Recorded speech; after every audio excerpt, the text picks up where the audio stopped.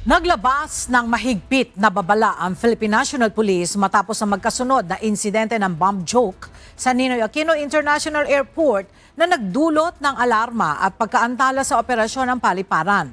Sa pinakahuling kaso noong January 30 sa Terminal 3, isang pasahero ang umunoy nagbitiw ng bomb-related statement habang iniinspeksyon ang kanyang bagahe dahilan upang agad rumesponde ang Aviation Security Group, Explosive Ordnance Disposal at Canine Units. Ligtas man ang resulta ng inspeksyon, inalis sa flight at isinailalim sa investigasyon ng pasahero.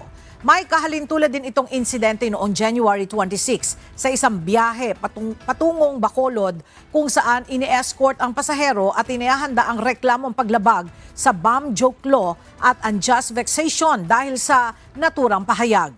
Binigyan diin ng PNP na hindi magandang biro ang bomb joke dahil maaari itong magdulot ng takot, aberya at panganib sa lahat. Dahil dito, miling pinaalalahanan ang publiko na makipagtulungan sa seguridad at iwasan ang anumang bomb-related na komento sa loob at paligid ng paliparan.